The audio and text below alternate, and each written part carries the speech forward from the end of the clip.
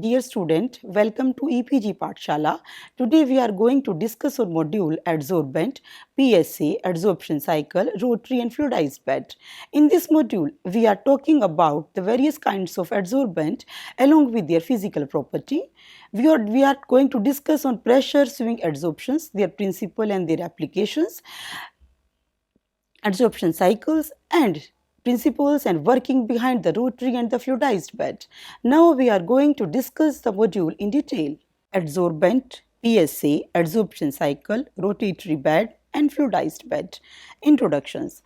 Before going to the module in detail, we are going to define some term. First, we define what is adsorption. It is a process of accumulation of substance on the surface of the another substance. It may be defined as a surface phenomena which deals with the utilization of surface force and concentration of the material on the surface of the solid body. Adsorption is most commonly used to recover products and purify the gas stream having high concentration of organic matters. Now we have defined adsorbent. It is defined as a material that has the ability to extract certain chemical substances from gases, liquids and solid and adhere on their surface without any change in their physical properties. Adsorbent play an important role in various industries, cleaning of the environment and in processing of the fuel. Various kinds of adsorbent are used in separations, emissions of the gases and in controlling the environmental reactions. Now we are going to discuss types of adsorbent. Depending upon the structure, pore size, distributions of the microspore size, they are found a significant difference in the adsorptive properties based upon their types of material. The adsorbent, they are classified basically into two types. First one is inorganic adsorbent and second one is organic adsorbent. Inorganic adsorbent, most minerals and synthetic inorganic material are used as the adsorbent like metal chloride, silicates, oxides, diatomaceous earth, limestone, sodium bicarbonates. Commonly used inorganic adsorbent are silica, zeolites and alumina. Next one is the organic adsorbent. Adsorbent based upon their organic material that is synthetic or which may be natural like carbons and charcoals, cellulose, collagens, wools, chitin, crop residue, corn polysaccharide, etc. They are used as a adsorbent as well as absorbent. Commercially available adsorbent are activated carbons and polymer. Polymer may be polymethyl acrylate, vinyl pyridines. First one is silica gel. It is made up of sodium silicate. It can be prepared in a two-way. In one method, sodium silicate is mixed with the sulfuric acid. Jelly-like precipitant are formed. These precipitant are dried and roasted. Chemical formula is SiO2 and H2O. In another method, salicylic acid is polymerized and condensed in the aqueous solution to form a chain of spherical particles of 20 to 200 angstrom diameter. When drying, the particles agglomerate to form a microporous structure. Silica gel is useful desiccant where high capacity is required at a low temperature and moderate pressure. It is ineffective at a very high temperature which is above than 500 degree Fahrenheit. Second one is activated alumina. It is porous high area forms of aluminum oxide prepared either directly from the bauxite or from monohydrate by dehydrations and recrystallization at an elevated temperature. It is amphoteric in nature, showing both acid and the basic character. Its surface is strongly polar. The capacity of activated alumina, it is higher at an elevated temperature, so it can be used as a desiccant for drying the warm air of the gas stream. It also used as a support material in catalytic reactions. Next one is activated carbon. It is made by thermal decompositions of carbonaceous materials such as coal, wood, coconut, nutshells and petroleum-based products. Then activations. Activations is done by the removal of terry carbonization product, so opening the old pores. with a stream or a carbon dioxide at a elevated temperature. These gases, they attack the carbon and increase the pore structure. Surface of the carbon is non-polar in nature, showing slight polarity due to surface oxidations and used to control the emissions of toxic gases and a wide varieties of organic solvent. They are hydrophobic and organophilic, therefore used in the water purification, solvent recovery in automobiles, air purifications and decolorizing sugar. Next one is carbon molecular sieve. Carbon sieve are prepared from decompositions of polyvinylidene dichloride at earliest, but now varieties of materials are used in their preparations. Most commonly used material is anthracites or hard coal.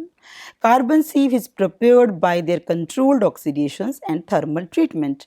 The pore size depends upon the conditions during which they are prepared.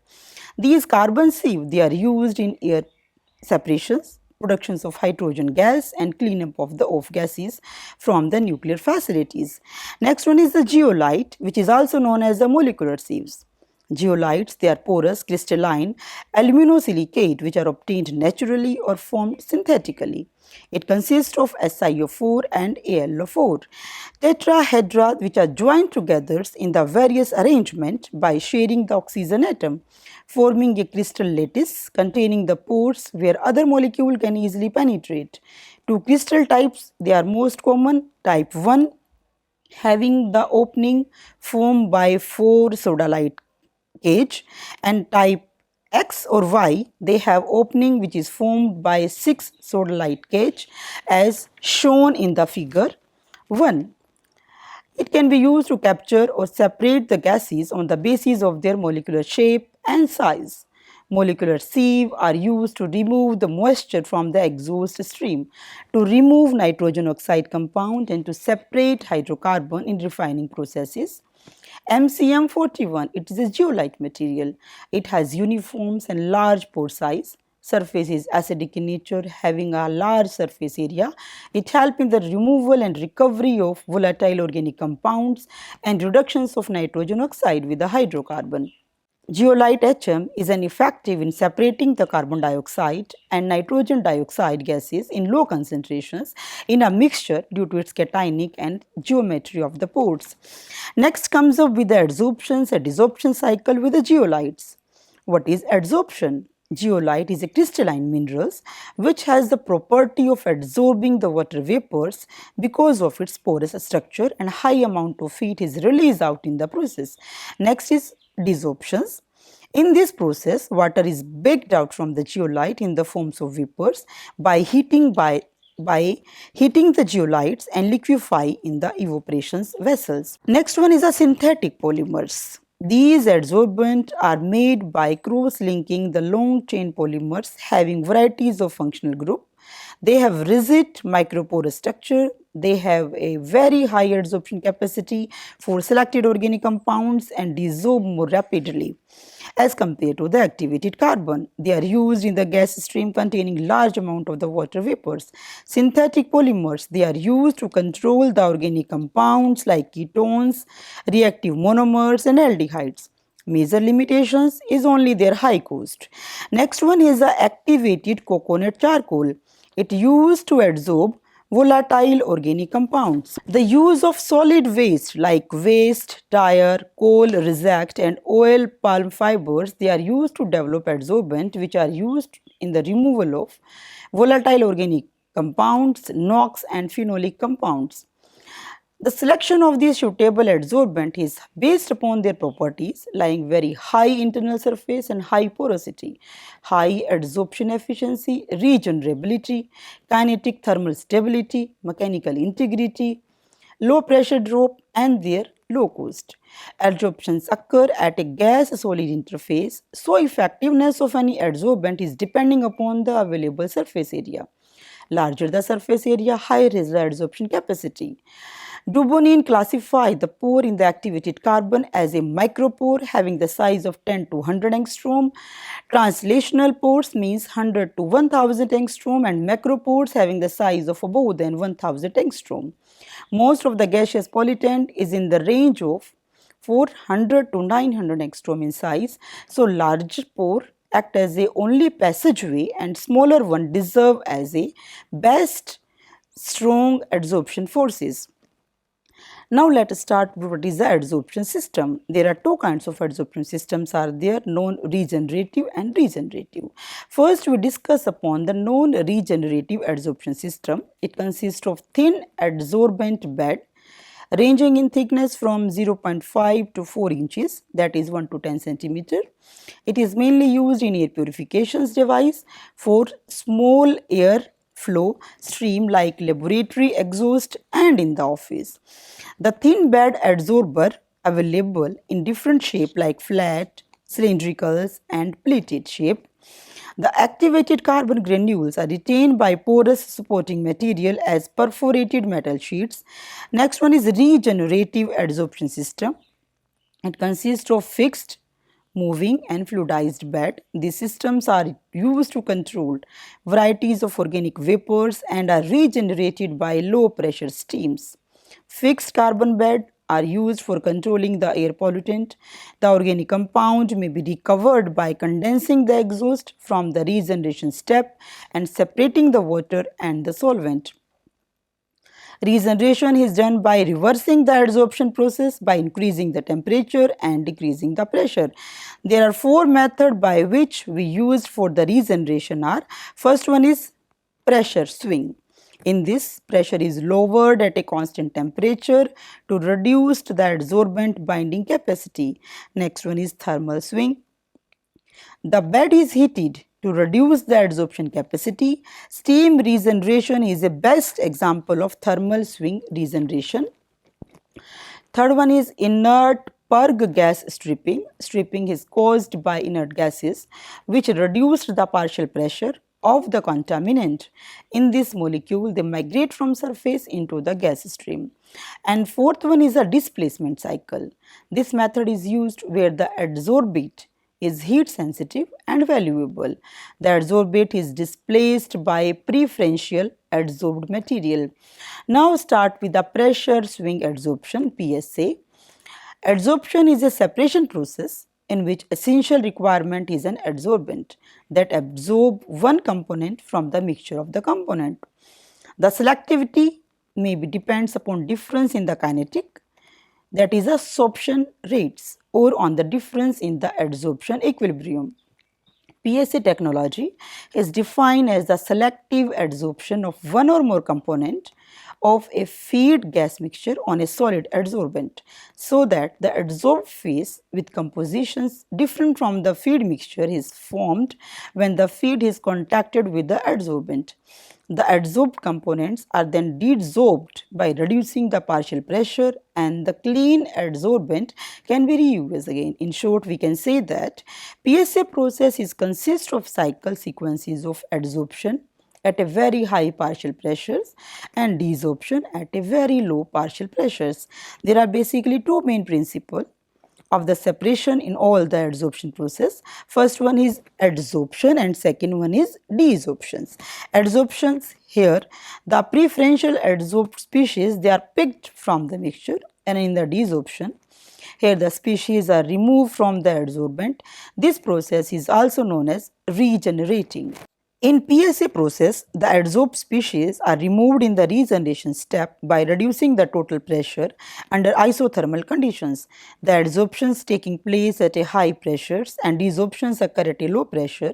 This principle is proposed by us Skarstrom. A simple process consists of 4 cycles. In the first step, high pressure feed flow through bed. Here a part of its effluents is expanded to the lower pressure and then bed undergo blow down through the feed, and in the second step, in the third step, the heavy component is dissolved from the fixed bed and other are purged out at a low pressure from the storage tank.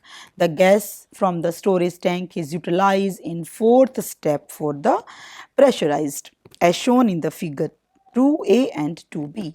What are the application of this pressure swing adsorption? First application is separation of the air, that is removal of water and carbon dioxide from the air feed to distillation column.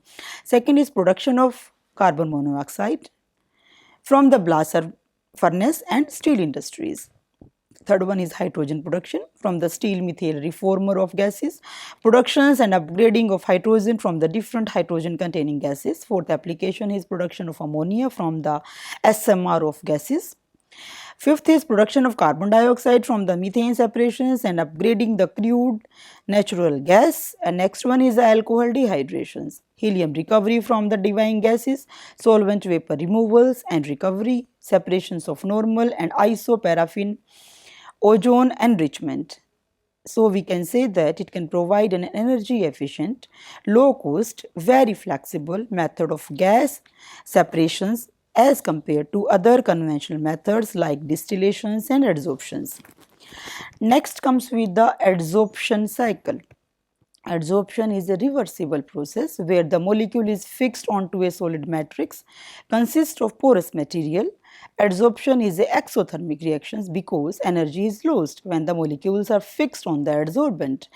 Adsorption cycle of refrigeration, it consists of 4 periods. First step is heating and pressurizations. In this period, the adsorber receive heat while being closed. The temperature of the adsorbent increase, resulting in increase in pressure, and it is known as compression cycle. Second step is also shown in the figure, heating and desorption plus condensation. Here, absorber receiving heat continuously while induced desorptions of vapor. The dissolved vapor is liquefied in the condenser. This period is called as condensation in the compression cycle. Third step is also showing in the figure 3, cooling and depressurizations. In this cycle, absorber release heat while being closed. The temperature of the adsorbent is decreased, which induced to decrease in the pressure. This is called as expansion in the compression cycles. And last one step is the cooling and adsorptions plus evaporations. The absorber continuing releasing heat while being connected to the evaporator. The temperature of the adsorbent decreasing, which induced adsorptions of vapor. This is known as evaporations in the compression cycle. Now start with the rotary beds and fluidized bed. First come with the rotary beds. In the solids and vessel move together relative to fixed inlet for the feed and fixed outlet for the product. It is used in recovery from air onto activated carbon. It is consists of following component, that is steam, solvent, rotor drive, air filter, solvent, laden air, motor, water solvent vapors, fans, air coolers, storage, drain as shown in the figure 4. The activated carbon is contained in a thick annular layer and radial partition is done. Air enters through the drum circumferences and passes through the carbon layer to merge free of solvent. When drum rotate, carbon enter a section where it exposed to steams. Steams and solvent pass to the condenser and solvent is recovered by decanting or by distillation process. There is no separate provision for cooling and regenerating adsorbent. They allow cooling when in contact with the vapor laden, so adsorption's capacity become lower. Adsorptions and desorptions are formed simultaneously on the different sector of the rotor. The system is attractive for the retreatment of the dilute solvent laden airstream prior to incinerations. Now discuss the fluidized bed. As the rotary bed absorber has not been successfully used as a commercial lever due to high stream requirement in the cycle, heating and cooling of adsorbent. Another problem which is associated with a fixed bed system is their poor steam, gas distributions and complex valving requirement. To achieve this target in which solid move with respect to containing vessel, the fluidized bed absorber do better. Solid is easily added as well as removed from the fluidized bed and the absence of the cycling heating. Fluidized bed, they are designed that use activated carbon, activated alumina and polymeric adsorbent. They are large number of units was designed for SO2 adsorptions. The re-engulfed and alkalized alumina process are two examples of fluidized bed sulfur dioxide absorbs. They absorb SO2 along with the conversion of adsorbed gas to SO3. The figure is shown number 5, which showing the structure of the fluidized bed absorber. The commercial fluidized bed is perceived HR unit in which adsorptions and regeneration occur continuously in a separate zone, which has been shown in the figure. Inlet gas enter the fluidized top sections and flow upward through the sections and exit of the unit. The adsorbent is cooled by heat exchange and lifted by air back to the top of the vessel. It consists of two sections. First is adsorption section and next one is desorption sections. Adsorption section, the sieve trays are used into which raw gases is passing through the sieve of the tray and then fluidized the solid adsorbent particles. The fluidized solid flow across the tray. Next section is a desorption section. The solid from adsorption section passes into the desorption section. The solid then enter into the preheated tubes and then through desorption tube. Moving bed is used in this section because the stripping stream flow rate is insufficient for fluidizing the solid. At the bottom, the regenerated solid, they are picked up by a carrier gas which then flow upward by gas lift line in the vessel on the top tray to repeat the adsorption cycles. Now we conclude our module by learning that activated carbon, alumina, zeolites and silica gel, these are the most commonly used adsorbent.